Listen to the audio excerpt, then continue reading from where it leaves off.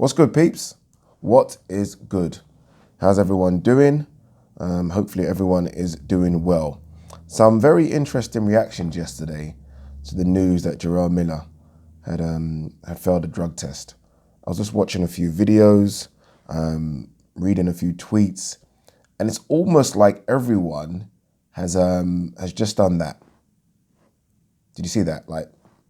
It's like everyone's done that. It's almost like we in boxing have just accepted it.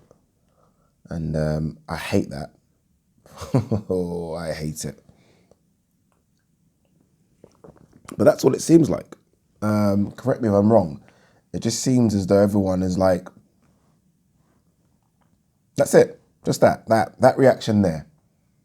So it almost should be a picture of Jerome Miller, and underneath it should say failed drug test, and it should say reaction, because we've all just accepted that this sport is riddled with PED users. And when someone gets caught, even if it is a second or third or fourth offense, we're like, we're not shocked. Imagine not being shocked that someone has been caught using a PED, but that's the truth of it, right? We're not shocked. And that's quite, as a big boxing fan, that's quite sad to accept, but it's true. I did an interview with Gabriel Montoya, who is on the know about these things in America. This is ages ago, like me and Ryan done it. Some of you might not even know who Ryan is. Ryan was a guy I used to do a show called Box Talk with. So hence why the name's quite similar. And we sat down, we done almost like a Zoom call with Gabriel Montoya. And I asked him, I said, how many of the top boxers do you think are taking PEDs? Like, for not how many, like a percentage. I think, I could be wrong, but I think he said something along the lines of 85 to 90. So that's why people do that. Because people just think everyone's cheating. Everyone. Not only that, but the reactions have been things like obviously I made a video saying lifetime ban, get rid of him. And then a few comments have been like, what about Dillian Whyte? What about Povetkin? It's true, right? I can't counter argue with those guys. They're right. They're right. These guys have been caught and been banned. What about Canelo, they say? You know, we all get excited about a big Canelo fight coming up. It's almost like we've completely forgot that Canelo cheated. It's almost like, no, who's Canelo fighting next? Oh, I can't wait for it. Tyson Fury, same thing. So I don't want to be a hypocrite sitting on this chair and completely destroy Jerome Miller when I am at the same time promoting and looking forward to these other guys that have been caught and have been banned fighting. I do feel like I'm a bit of a hypocrite here. Yeah, it's weird. It's weird how boxing fans' mindset is very different to other sports. Because I remember in athletics, if someone gets caught cheating, fuck me, they are just hung out to dry. Done. Look what happened to Marion Jones, one of my favorite ever athletes. When she got popped, that was it.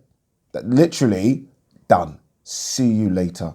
Even other athletes like Justin Gatlin, talking years bans. And not only that, but even when commentators talk about Justin Gatlin, the disgust they have for him, Dwayne Chambers, like there's so many, right? But they just get so destroyed by the sport that they never really come back. They get destroyed. In boxing, not much happens. Like your favorite fighter has probably done something. You know, everyone talks about Roy Jones Jr. Roy Jones got caught. Shane Mosley got caught. It's true. It's true. Fact. I'm not chatting shit here. So I don't know, man. I don't know. We are going to talk about some other stuff, but let's talk about this for a few more minutes. What can be done? Like, seriously, what can be done? I'm not just going to accept that this is part of the sport and move on. Like, jog on, Ade. Like, get over it. It's part of the sport. Then, no, it can't be. Like something more has to be done. We can't just accept that this is part of the sport. I mean, it's part of life, right? It's part of life, but we have to try, or not we, well, I say we maybe, but the powers that be have to try and clean this sport up if they are serious about clean, and that's the word, right? Serious about cleaning the sport up. They have to try and do something. Like, is it a case of more random drug testing? Right? Do they have to spend a lot of money? And that's the thing, right? Money. It costs a lot of money, this drug testing, a lot of money. But do they have to do a lot more drug testing? Do the bans, well, I say bans, Jerome Miller, by the way, didn't get banned for the last one, by the way. He didn't get suspended for that drug testing failure against AJ, just so you're clear on that. Do there have to be stricter bans to almost scare people away? Like, if you were to tell a fighter you get caught taking anything and it's 4 years, they might not do it, right? Tell them 8 years, they're definitely not doing it. I don't know. Do the sanctioning bodies have to all come together as a collective and discuss this, right? Because that's all fractured, let's be honest. Do they even talk to each other? I don't know. Or should it be taken away from the sanctioning bodies and people that run boxing, and should almost a separate team of people that have no real interest in the sport sort of deal with it? Does that make any sense? So they're not favourable to the WBC or Mauricio Sulaiman or Matchroom or Al Heyman or Eddie. No, they don't have their hands in their pockets. They're just a separate entity that can deal with all the crap.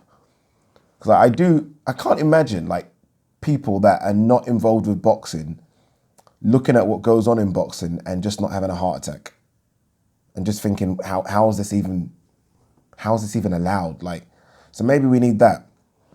I don't know, but something needs to be done. We'll probably talk about it a bit further, but this is Today in Boxing. I think it's episode 34.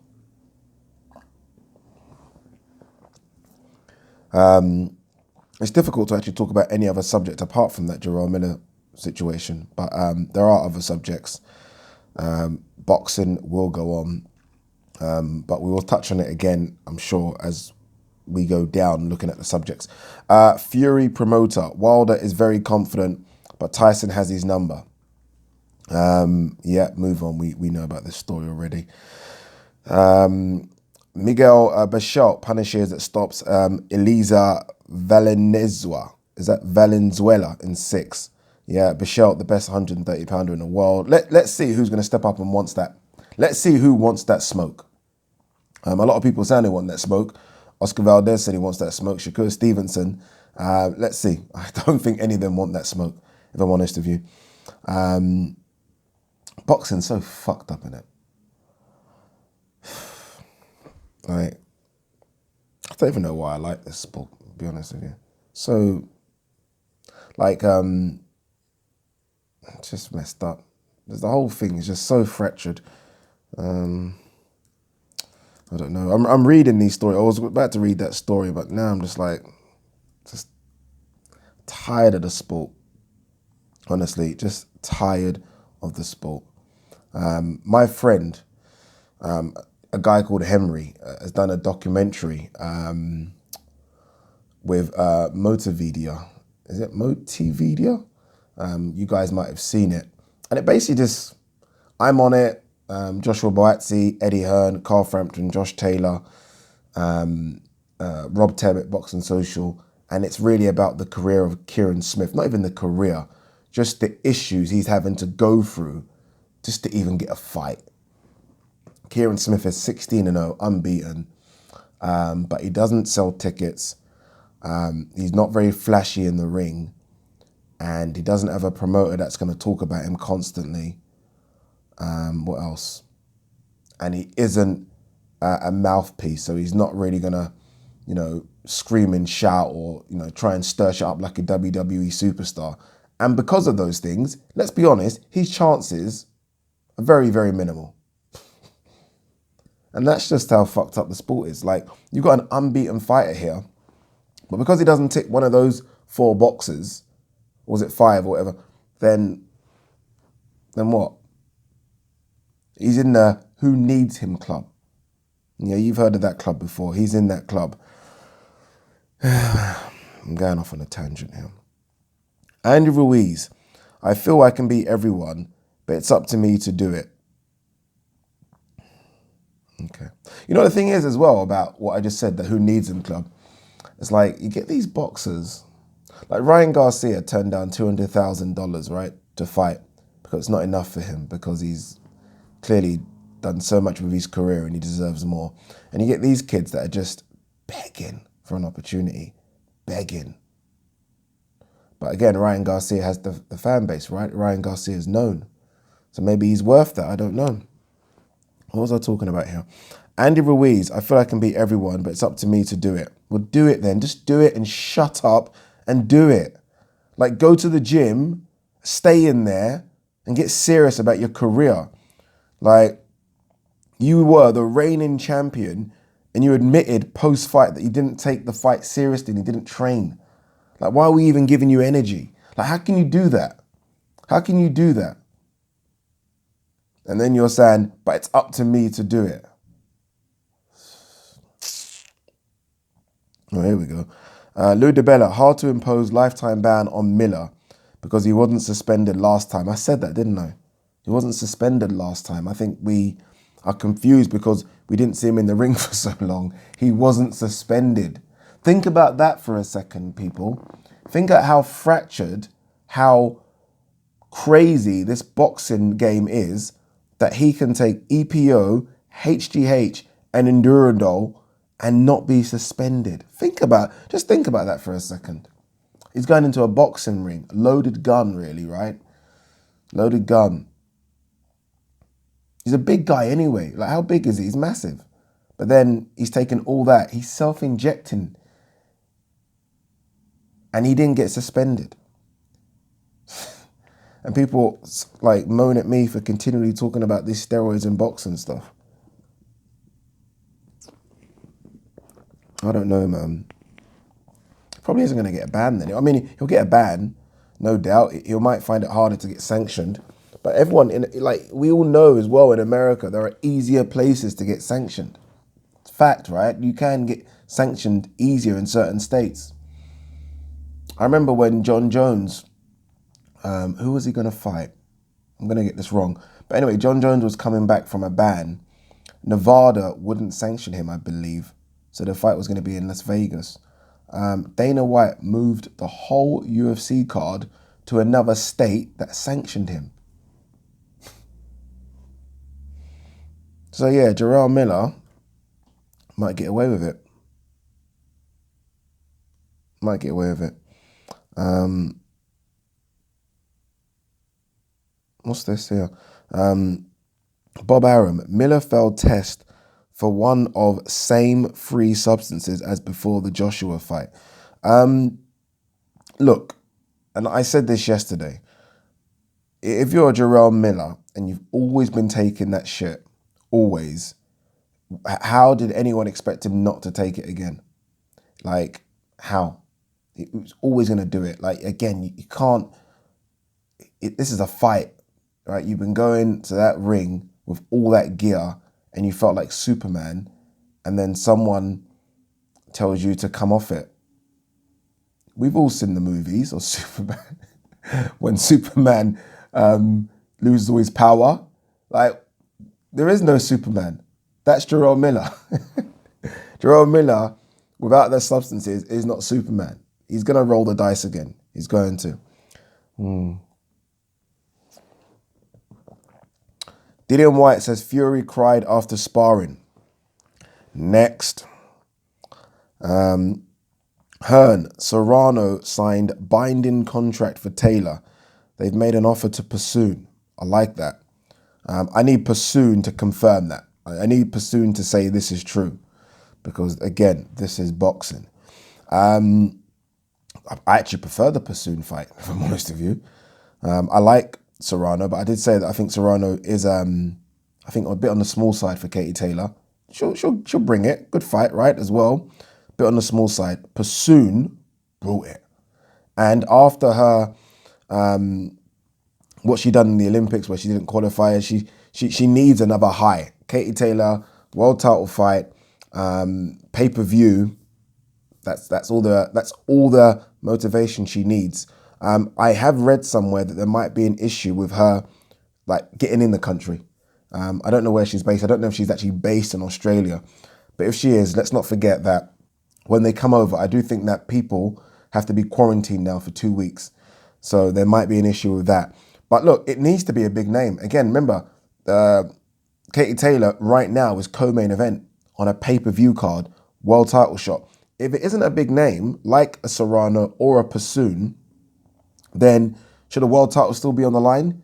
Does Eddie Hearn need to add a couple more fights to that fight card? Because right now it is a 4-fight card. It's Luther Clay versus Congo. It's Kuzman Bakoli, Povetkin White, and Katie Taylor ? So, yeah. Let's see. What else have we got here? I'm still very upset about this this drug situation, but oh well. Frank Warren, White wants to prove he's ready. Fight Dubois Joyce winner.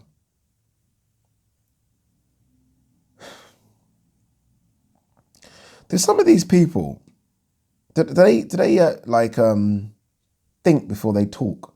Like I don't sometimes, but I'm not in the limelight like Frank. What? Oh God. Oh yeah. So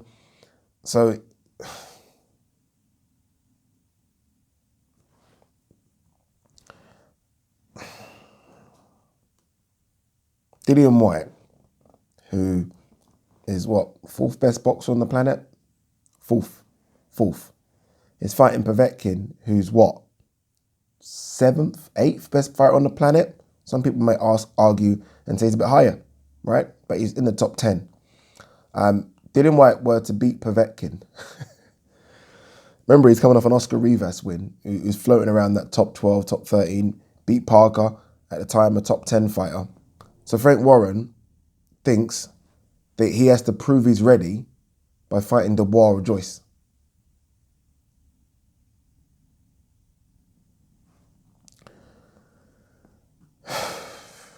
All right, anyway, we're done. Peace.